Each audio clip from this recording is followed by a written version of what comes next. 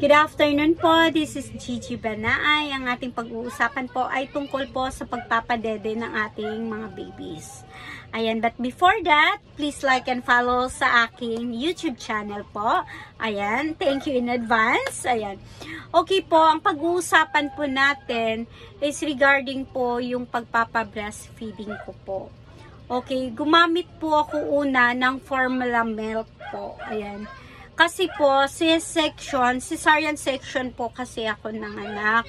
At yung unang araw po is hindi talaga ako nakapadede ng aking baby. Kasi po, wala pong lumalabas na milk po sa akin po. So, ang ginawa ko pa rin, padede pa rin ako. Kahit walang lumalabas. Dahil alam ko, na lalabas din yung milk ko.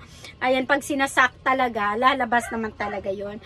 So, tinry ko po ang Enfamil Plus A. Yun yung unang gatas po ni baby. Actually po, nanganak ako this July 24, 2023.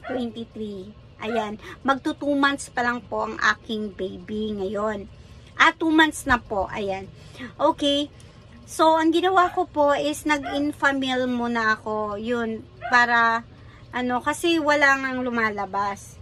Then, paglabas po namin sa hospital, ayun na, pinapadede ko na siya sa akin. In-stop ko po yung Enfamil Plus A. Pinapadede ko na lang siya dito sa akin. Hanggang sa hanggang sa kalahating buwan po, parang feeling ko, parang hindi siya nakokontento sa milk ko. Iyak pa rin siya ng iyak kahit pinapadede ko po. Ang ginawa ko, bumili ako ng pump. Ayan. Pinapapump ko yung suso ko para ilagay ko sa bote at padede ko sa kanya. Then, nalaman ko po is malabnaw po yung milk ko. Hanggang sa konti na lang talagang lumabas. Ginawa ko na lahat.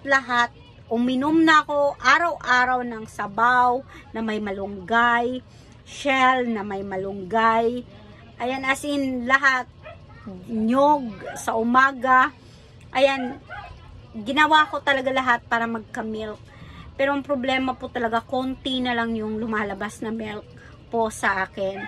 So, kinontinue ko yung Enfamil Plus A ko sa baby ko.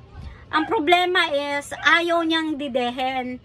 So, pag pinadede ko sa kanya, sinusuka niya, niluluwa niya po, sinusuka niya talaga. So, in-advise ako ng mother ko, sabi niya, why not i-try mo ng ibang milk?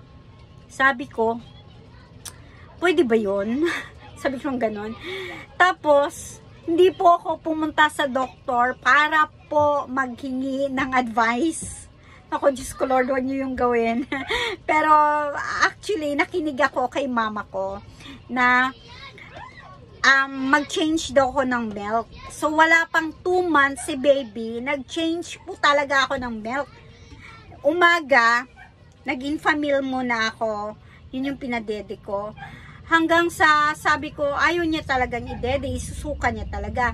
So, sa akin, wala din siyang makuha pa, konti-konti lang, iyak. So, ang ginawa ko, bumili ako ng Lactum. Ito, malaki na yung, ayan, Lactum. Ito yung binili ko. Ayan, malaki na ngayon yung binili ko. Dahil nga, yung una is, first na bili ko, is maliit lang. Kasi, tinry ko muna. Pero, yung pagka-try ko sa kanya, dinede niya, as in gusto niya yung lasa nito. Kaya napaisip ako na ito na yung milk na gagamitin ko sa baby ko. Kaya yun. At saka tinitingnan ko rin po yung dumi ng baby ko, kung anong kulay. Kasi pag kulay yellow at green po, it's abnormal po yun sa mga baby. Yan. So, gano'n naman yung poop niya. Kaya, sabi ko, safe ako dito. So, ito po yung ginamit ko sa baby ko until nag 2 months po siya. Ayan. Ito na talaga. Mas better din ito. Maganda to sa mga babies po. Sa mga hirap magpadede dyan. pwede po ito. Pero of course, wala talagang tatalo sa breastfeeding ng ina, mga madam ko. Ayan. So, share ko lang po yung experience ko sa aking pagpapa-breastfeeding. Ayan, hindi po ako naging successful na mag-breastfeeding dahil nga po, sinasabi ko nga baka maliit yung boobs ko kaya kulang ako sa milk, but ganun talaga kasi po kadalasan po kasi nawawala yung gatas natin dahil overstress po tayo sa trabaho. Ayan, isa na po yung kulang sa tulog, kaya yun. So I hope po nakatulong tong video ko sa inyo. Ayan po, lactum po yung milk po ng aking unika iha ngayon. Ayan, thank you po.